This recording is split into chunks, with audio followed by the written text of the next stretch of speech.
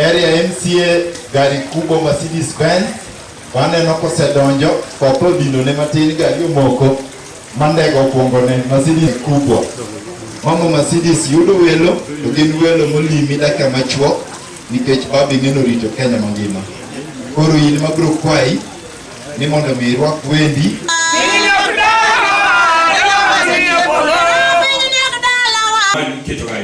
notice board. Koro idhi nagira kwineno nyingi tineno colleagues moduongo ifom one. Kalo penj maber class 8.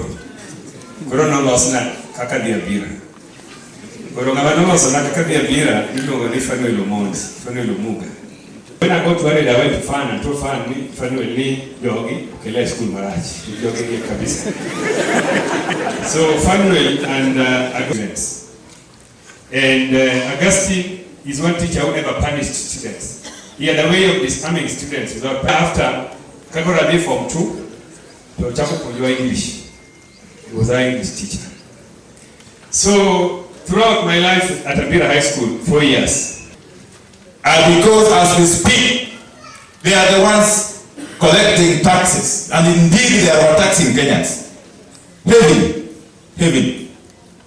We cannot stop continuing to remind them that as they collect those taxes, they are under an obligation. I'm talking about Ruto specifically.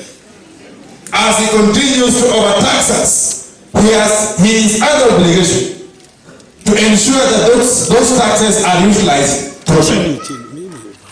Yesterday when I was at Rombo, I said that how comes this government continues to collect more and more money every other day? The revenue authority is saying they have hit the target. In fact, they have surpassed their revenue targets. The e-citizen platform is collecting no less than 3.5 billion shillings every single day. And yet we cannot see where this money is going. For now 3 months, the county governments have not received their disbursements, and workers are almost going without salaries. You know, schools opened yesterday, I think last week, on Monday, and some ones are joining school on this coming Monday. And yet there's no single coin that has come from National Treasury to address the issue of bursaries for these poor children.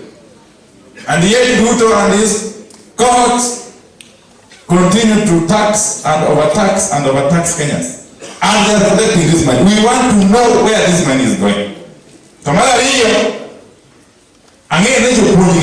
And many other Kenyans who are on payrolls. You remember the enforced housing levy. Yande koto wacho. Ni housing levy is unconstitutional. That the only way it will stand is if it is rectified. And Kenyans are given a chance to participate or to give their views. And Parliament published 2 shorter notices for public participation. And the courts again declared that notice unconstitutional. Now we are wondering really. The courts have pronounced themselves. And now Parliament, through Speaker WETANGULA, I know Bungoma who are here. The Speaker WETANGULA is setting a very, very dangerous precedent. Very, very dangerous precedent. Because the courts have declared that public participation notice too short and therefore unconstitutional. And is going ahead to publish another notice before the matter is heard and determined in court. In short, he is committed contempt of God. And I will be asking the litigants to file contempt proceedings against WETANGULA and Parliament leadership. We cannot afford to continue paying illegal levies such as housing levy. Jadi mesti watching. Kendo kawa na ready kwa manye uliwi. Wake record Baba Raila Odinga.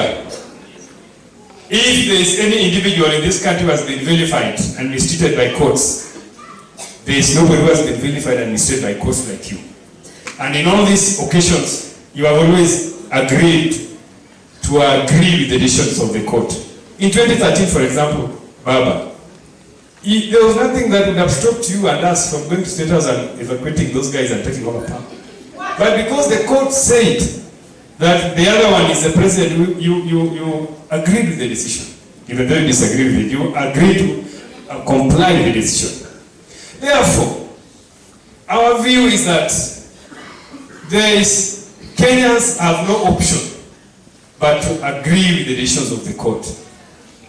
Because we have no other instrument of governance. Our instrument of governance is the Constitution, and the Constitution says that if there's a stalemate and there's a disagreement, you take those matters to court. Therefore, when somebody says that he is going to defy court decisions, that person is not living in the current Kenya. And we want to remind that person that Kenya is a constitutional democracy where decisions and disagreements are resolved through the court process. So, William Ruto, wherever you are and your acolytes, we are telling you that we are not going to allow you to defy court orders. Court decisions must be respected. Yalimu hii